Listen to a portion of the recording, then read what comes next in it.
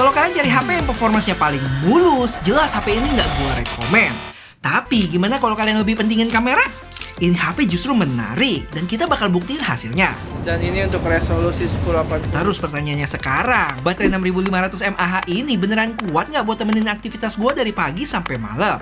Atau malah bikin kesel? Komplain gue apa aja sama HP ini? Yuk kita bahas.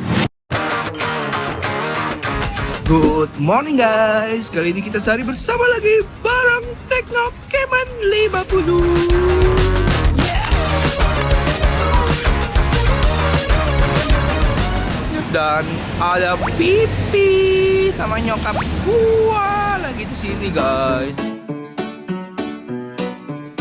Oke guys, impresi gue sama HP ini sekilas masih kelihatan ya vibes-nya Camon 40, yang mana dia ada garis ini nih yang dekat kamera modulnya. Tapi sekarang semuanya dibikin flat, nggak ada lekukan-lekukan lagi. Terus sekarang lensanya dijadiin satu frame yang ngingetin gue sama flagship yang baru rilis nih, yang tahu-tahu aja. Nah pertanyaan gue, di sebelah sini kan ada tompel hitam ya. Ini buat apa ya? Sensor kah? Kemajan, teknik dasar. Kalau buat feel genggam, sudut-sudutnya sekarang berasa lebih melengkung ya dibanding seri sebelumnya guys. Jadi lebih nyaman nih, nggak nusuk. Dan di kiri masih ada one tap AI key yang bisa di hold buat panggil Ella. Bisa juga di set buat buka aplikasi tertentu. Bahkan single tap pun bisa. Jadi tombol ini bukan pajangan doang. Untuk material back sama frame-nya dia masih dari polikarbonat ya. Tapi feel-nya tetap solid kok. Dengan layar flat dan bezel lumayan simetris. Jadi dari depan kelihatan rapi dia. Oh ya, dulu tuh Camon 40 series menurut gua agak ketipisan ya, sampai rada licin dan rawan kepleset. Tapi di Camon 50 ini lebih pas rasanya, karena mungkin desainnya yang boxy juga kali. Jadi genggamannya lebih dapet dengan tebal 7,53 mili. Lumayan guys, ada mbak yang bantu jagain si bocil.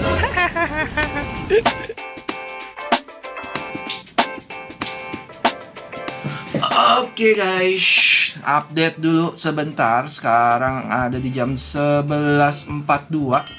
Baterai ada di 88%. Oke, mari selanjutnya kita ngomongin tentang spesifikasi HP ini.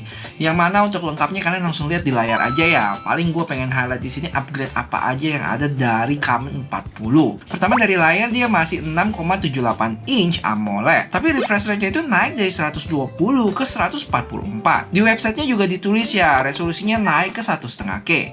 Cuman pas gue cek di device infonya Antutu masih di 1080p tuh. Lanjut ke chipset, dia ada peningkatan secara nama dari Helio G100 Ultimate ke Helio G200 Ultimate. Cuma secara clock speed kalau gua cek sih mirip. Mungkin ada beberapa optimasi di antara kedua chipset ini. Sementara buat skor Antutunya sendiri dapat di 540 ribuan. Untuk performa pemakaian real HP ini apakah nyaman atau enggak, nanti gua rangkumin ke kalian setelah seharian ini pakai ya. Paling upgrade yang bener-bener berasa menurut gua itu dari sisi baterai, dari 5200 ke 6500 mAh.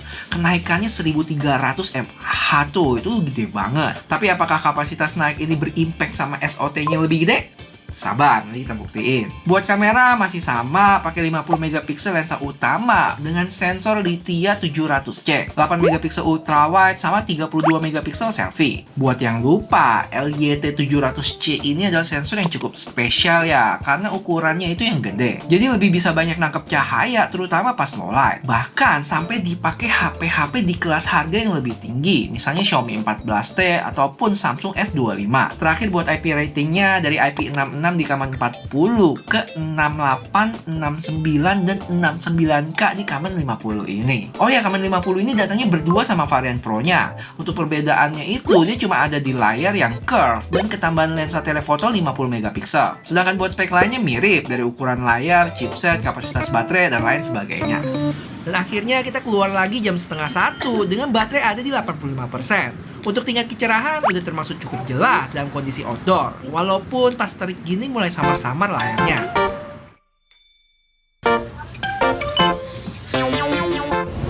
Dan ini untuk resolusi 1080p 60 fps-nya guys. Kalau ngomongin stabilisasi, HP ini bisa jalan di 1080p 30 dan 2K 30. Untuk 60 fps-nya belum bisa aktif. Dan ini berlaku buat kamera belakang juga, dengan resolusi maksimum depan belakang di 2K 30 fps. Kita makan ini dulu. Walaupun nggak kedapatan telefoto, tapi HP ini tetap ada 2 kali digital zoom yang masih hasilin gambar termasuk detail loh. Misalnya di brokoli ini, nggak cuma foto, tapi videonya juga punya detail yang bagus. It's so yummy. Can I eat it? 2 kalinya juga mantep loh. Can I eat one?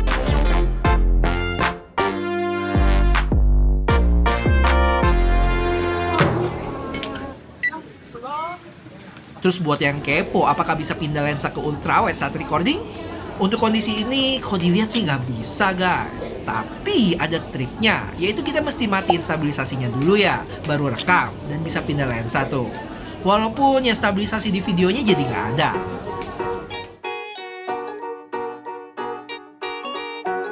Masih sama kayak seri sebelumnya, di HP ini juga ada fitur Fresh Snap yang cocok buat ngambil gambar objek bergerak. Hasilnya cukup tajam, cuma triknya pas kita jepret sesaat sebelumnya ya, karena pas cek hasilnya bakal ketangkep setelah jepret. Terus dia juga punya fitur auto capture yang otomatis bisa ngejepret sendiri kalau ada objek bergerak.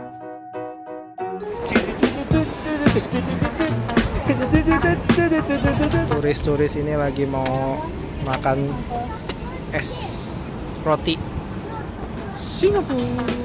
Betul guys, udah lama nih nggak bikin video sehari bersama kayak gini. Buat kalian yang kangen dan pengen gua rutin bikinnya, bisa kasih tahu dengan like video ini ya, dan subscribe juga kalau belum. Thank you. Mau kirim foto lintas HP? Untungnya di HP ini bisa juga sih pakai instant transfer. Cuma emang si Pipi masih install app terpisah dulu di iPhone dia. Selebihnya tinggal kirim kayak gini aja.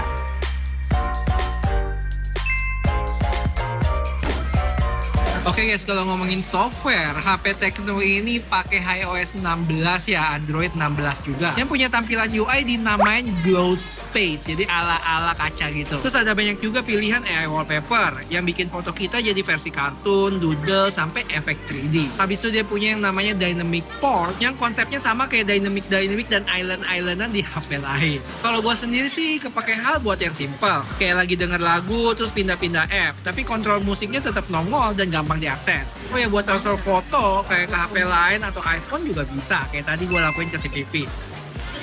Oke guys, kita update dulu. Sekarang udah mau jam 4, baterai ada di 63% ya. Kelihatan Ramai sekali Singapura guys. Yes, sambil nunggu ke perjalanan selanjutnya kita ngejar dulu buat settingannya gue dapat mobile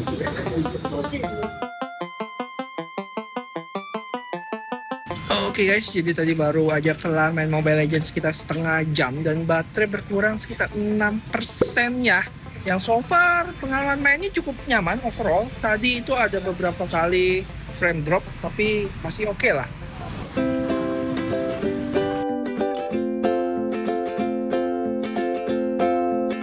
Oke guys, kita baru kelar ngemil dessert dan update dulu. Sekarang jam 5 sore, baterai ada di 52% ya.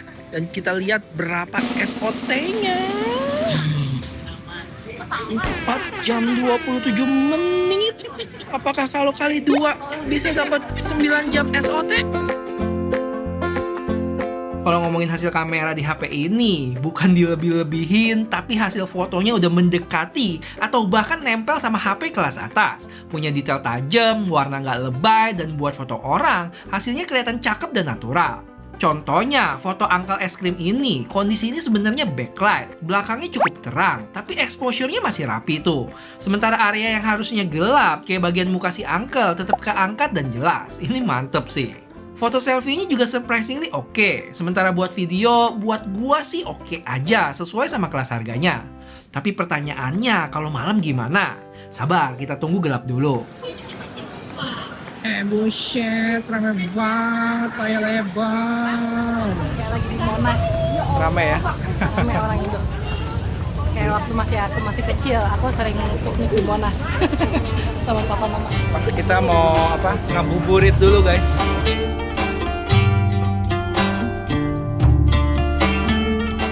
Gue juga sempat kasih bocil nonton YouTube sekitar 26 menit dan baterai berkurang cuma 2% aja. Tahu. Oke guys, kalau ngomongin AI-nya si Tecno ini, wah banyak banget ya. Kayaknya nggak bakal kelar kalau dia ngomongin satu-satu sampai besok.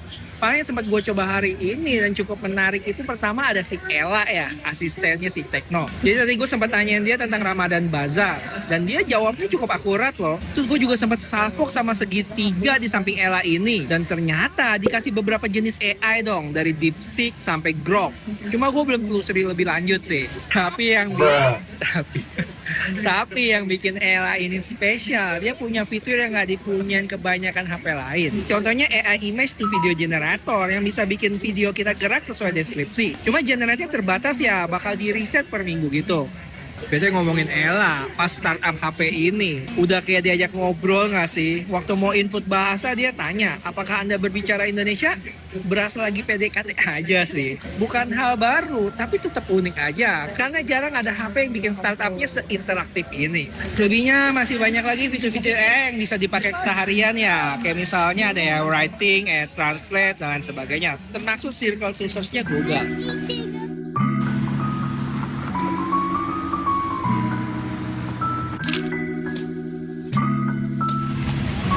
Oke guys, kita mau OTW pulang dan update dulu sekarang jam 7:30. Baterai masih di 35% guys, gimana nih? Oke guys, sebelum pulang gue mau mampir dulu bentar buat tes low light kamera ini. Bye-bye. Mereka mau beli makanan dulu bentar. Oke, foto siang-siang udah. Sekarang mari kita masuk ke ujian sebenarnya. Foto malam hari. Kayaknya udah gue sempat bahas di bagian spek tadi. Sensor utama kameranya cukup spesial karena bisa gampang nangkep cahaya. Jadi hasilnya di atas rata-rata juga. Gambarnya juga cukup jernih dan cara dia menghandle cahaya juga termasuk rapi. Paling kalau udah ngomongin video baru berasa penurunan kualitas. Tapi sama kayak daylight, menurut gue masih sesuai dengan kelas harganya. Dengan ultrawide yang lebih redup lagi di sini. Oke guys, akhirnya sampai rumah juga. Dan update dulu, sekarang jam 8:30, baterai ada di 28% ya. Karena masih banyak, gue lanjut sosmed, nge-game, dan lain-lain. Sampai akhirnya di jam 11, baterai sisa 4%. Phew, hari yang panjang nih. Dengan SOT dapet di 8 jam 45 menit ya. Angka yang tinggi. Dan kalau kalian lihat pemakaiannya juga termasuk berat. Pakai kamera kebablasan 2 jam sendiri tuh. Ngegame Mobile Legends juga cukup lama. Sama Instagram 1,5 jam lebih. YouTube sejam dan lain sebagainya. Dan kenapa gue nggak ambil SOT dari menu baterai? Udah sempet cek, tapi kebacanya cuma sekitar 6 jam. Dan yang bikin gue ragu, tadi pagi gue sempet cek SOT-nya dapat di 25 menit. Padahal kalau dijumlahin, IG sama kamera aja udah 29 menit sendiri. Jadi nggak gue jadiin patokan. HP ini punya 3 warna ya, ada Moonshadow Black, Malachite Green, dan Nebula Titanium yang gue pakai ini. Sementara varian dan harga mulai dari 8 plus 128 di 3,6 juta, 8 plus 256 4,2 juta, sama 12 plus 256 yang dikit lagi nyentuh angka 5 juta rupiah. Wow. Dan kalau dilihat dari Camon 40 tahun lalu, awal-awal PO itu harganya mulai dari 2,5 jutaan buat varian 8 plus 128. Jadi di generasi ini emang ada kenaikan sekitar 1 juta. Naiknya kerasa banget ya. Dan gue yakin banyak yang shock. Apalagi kalau dibandingin sama harga tahun lalu. Ngeri sih. Cuma ya faktanya emang tahun ini semua brand pada berlomba-lomba buat naikin harga. Faktor penyebabnya ya macam-macam. Salah satunya kelangkaan RAM yang penjelasan lengkapnya kalian bisa tonton di video David yang ini deh. Lumayan nambah perspektif. Cuma gue gak mau bahas terlalu panjang tentang ini ya. Paling ya gue rasain sendiri setelah pakai HP ini seharian. Aspek yang paling kuat itu ada di kamera. Terutama foto di lensa utama. Mau daylight ataupun low light sama-sama bagus. Terus desainnya cakep, baterai super awet, dan durability-nya meningkat. Cuman dari sisi performance, ini bukan bagian terkuatnya emang. Di beberapa momen kayak buka foto, masih ada jeda processing. Atau pas tap NFC, mesti lamaan dikit. Bukan lemot parah, tapi kadang ada nunggu. Kalau ini jadi concern utama kalian, mending lirik HP lain yang performance-nya lebih cepet sih. Apalagi ya? Kayaknya udah sih, itu aja rangkuman dari gua. Kalau kalian ada request HP lain yang mau di-review, kasih tahu aja di komen ya. Thank you.